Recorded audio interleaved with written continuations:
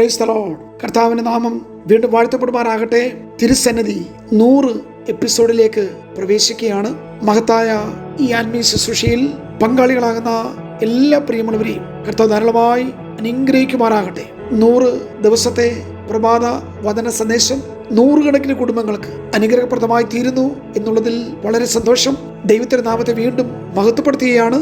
കർത്താവ് ആരംഭിച്ച ഒരു ചെറിയ ശുശ്രൂഷയാണ് തിരുസന്നിധി എന്നുള്ള ഈ പ്രോഗ്രാം. ദൈവാത്മാ നൽകിയ ഒരു നിയോഗവും നിർബന്ധവുമാണ് ഈ ശുശ്രൂഷയുടെ പിന്നിലുള്ള പ്രേരക ഘടകങ്ങൾ. ഇതൊരിക്കലും മാനുഷികമായ ഭാവങ്ങളെയോ സ്വയത്തെയോ അല്ലെങ്കിൽ വ്യക്തിപരമായ പ്രദർശനങ്ങളെയോ വെളിപ്പെടുത്തുവാനല്ല, ക്രിസ്തു കേന്ദ്രീകൃതമായ ക്രിസ്തു സമാനമായ ഒരു ജീവിതശൈലി രൂപപ്പെടുത്തുക എന്നുള്ള ഉദ്ദേശത്തിൽ ദൈവാത്മാവ് നൽകുന്ന വിശുദ്ധ നിയോഗങ്ങൾ പങ്കിടുക, പങ്കുവെക്കുക, അതിലേക്ക് പങ്കാളികളാക്കുക എന്ന ഉദ്ദേശശുദ്ധി മാത്രമേ ഈ ശുശ്രൂഷയുടെ പിന്നിലുള്ളൂ. കഴിഞ്ഞ 100 ദിവസമായി ഇതിന്റെ ശ്രോതാക്കളായി, സഹകാരികളായി, മറ്റ് അഭ്യുതകാംക്ഷികളായി ഞങ്ങളോട് സഹകരിച്ച എല്ലാ പ്രിയമുള്ളവരെയും കർത്താവിന്റെ നാമത്തിൽ ഒരിക്കൽ കൂടി നന്ദിയെ പ്രകാശിപ്പിക്കുന്നു. എല്ലാ പ്രിയമുള്ളവരെയും ദൈവം ധാരാളമായി വീണ്ടും അനുഗ്രഹിക്കുമാറാകട്ടെ.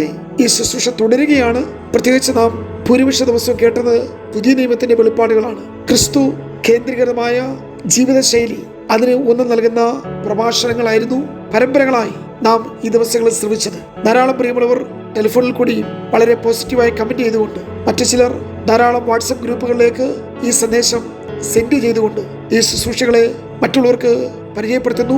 നിങ്ങൾ കാണിക്കുന്ന ആ നല്ല സന്മനസ്, ശുഷ്കാന്തി, സേവനങ്ങൾ അതോർത്ത ദൈവത്തിന് സ്തോത്രം ചെയ്യാണ്. വീണ്ടും ആയിരങ്ങൾക്ക് ഇത് പ്രയോജനകരമായി തീരട്ടെ എന്ന് ഞാൻ ദൈവത്തിൽ പ്രാർത്ഥിക്കുന്നു.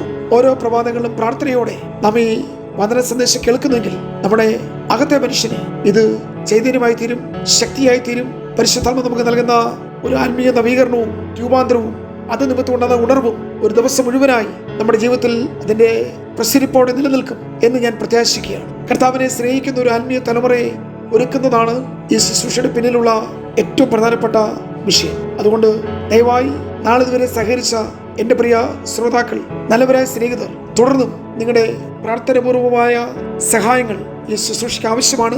ഇനിയും വചനത്തിന്റെ സത്യം കർത്താവ് വെളിപ്പെടുത്തട്ടെ. ആഴ്മേറെ ദൈവിക ദൂതുകളെ ആത്മാവ് പ്രകാശിപ്പിക്കട്ടെ. നിത്യതയെക്കുറിച്ചുള്ള വെളിപ്പാട് കർത്താവ് വീണ്ടും അതിന്റെ ഉൾക്കാഴ്ചകൾ നൽകട്ടെ. സ്വർഗീയമായി അതിനെ പ്രാപിക്കുവാൻ പരിശുദ്ധാത്മാവ് നമ്മെ ശക്തീകരിക്കട്ടെ. ഓരോ നിമിഷവും തേജസ്സിന്മേൽ തേജസ് പ്രാപിക്കുന്ന ഒരു നിരയിൽ, ഒരു തലമുറയിൽ, ഒരു സമൂഹത്തിൽ നമുക്കും തുടരാം. അതിനെ കർത്താവ് നമ്മെ സഹായിക്കട്ടെ.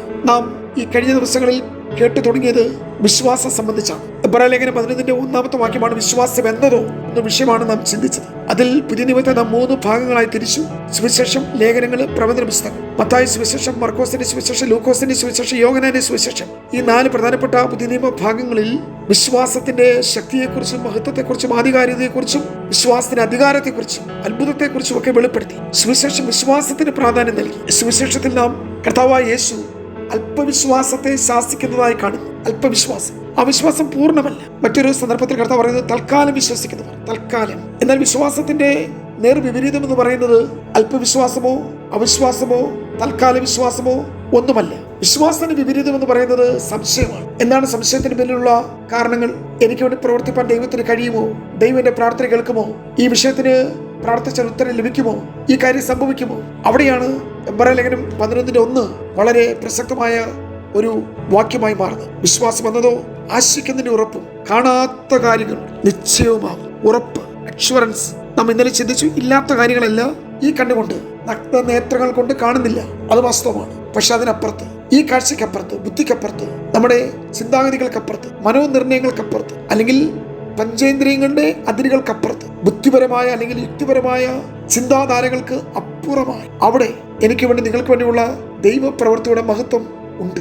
അതുകൊണ്ടാണ് 2 കൊരിന്ത്യർ ലേഖനം 5-ാം അധ്യായത്തിൽ നാം വായിക്കുന്നു, കാഴ്ചയാലല്ല വിശ്വാസത്താൽ അത്രയും നടക്കുന്നത്. അതുകൊണ്ട് ഈ കാഴ്ചകൾ, ഈ കേട്ടുകേൾവി, പാരമ്പര്യങ്ങള്, പരിചയങ്ങള്, ശീലങ്ങള്, നാട്ടുനടപ്പ്, പ്രമാണങ്ങള്, ഇതെല്ലാം ഒരാൾ വരെ വിശ്വാസത്തിനെതിരാണ്. വിശ്വാസം ഇതിന് മീതെയാണ്. അത് ദൈവത്തിന് വചനം ഇങ്ങനെ പറയുന്നു, റോമാലേഖനം 10:17, വിശ്വാസം കേൾവിയാലും കേൾവി ക്രിസ്തുവിന്റെ വചനത്താലും വരുന്നു. വചനത്തിൽ നിന്ന് വിശ്വാസം ഉളവായി വരുന്നു. നമ്മൾ ഈ ഭാഗങ്ങൾ തീർമാനമായി ചിന്തിക്കുമ്പോൾ വിശ്വാസം ഒരു ദാനമാണ്. വിശ്വാസം ഒരു വിത്ത് പോലെയാണ്.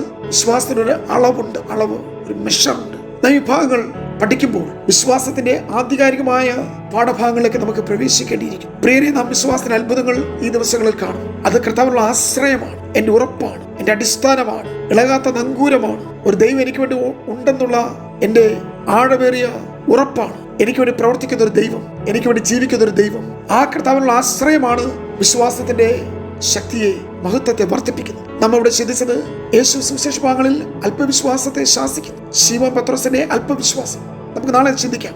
തോമസിന്റെ അവിശ്വാസത്തെ ശാസിക്കും, ശിഷ്യന്മാരുടെ സംശയത്തെ ശാസിക്കും. പക്ഷേ ശതാധിപന്റെ വിശ്വാസത്തെ യേശു പ്രകീർത്തിക്കുന്നു. കനാന്യരുടെ വിശ്വാസം യേശു പുകഴ്ത്തി പറയും. രക്തസ്രവക്കാരുടെ വിശ്വാസത്തെ കുറിച്ച് പറയുന്നത് നിന്റെ വിശ്വാസത്തിനെ രക്ഷിച്ചിരിക്കുന്നു. യേശു വിശ്വാസത്തോട് ചേർന്ന് പ്രവർത്തിക്കുന്നു. കണ്ടോ, ശിഷ്യന്മാരുടെ അവിശ്വാസത്തെയും അല്പവിശ്വാസത്തെയും സംശയത്തെയും കർത്താവ് ശാസിക്കുമ്പോൾ ഈ കനാന്യ സ്ത്രീ, സോറിന്റെയും സീദോന്റെയും അതിരിൽ നിന്ന് വന്ന കനാന്യ സ്ത്രീ, റോമൻ ശതാധിപനായിരുന്ന ഈ 100 പേരുടെ അധിപതിയായ വ്യക്തി, ശതാധിപൻ, അതാണ് 12 വർഷം ഒരു രോഗം വഹിക്കുന്ന ഒരു സ്ത്രീ.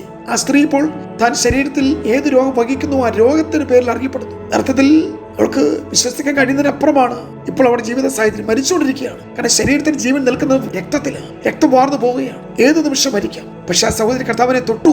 വിശ്വാസത്തിന്റെ ഒരു പ്രവൃത്തി. ഉടനെ കർത്താവ് പറഞ്ഞത് നിന്റെ വിശ്വാസം നിന്നെ രക്ഷിച്ചിരിക്കും. രക്ഷിക്കുന്ന വിശ്വാസം. കനാന്യ സ്ത്രീയോട് പറഞ്ഞത് സുറഫോയ്ക്ക ജാതിക്കാരിയായ ഈ സഹോദരി, അവരുടെ വിശ്വാസത്തെ യേശു വളരെ പുകഴ്ത്തി. ഞാൻ ഇസ്രായേലിൽ കൂടി ഇത്ര വലിയ വിശ്വാസം കണ്ടിട്ടില്ല.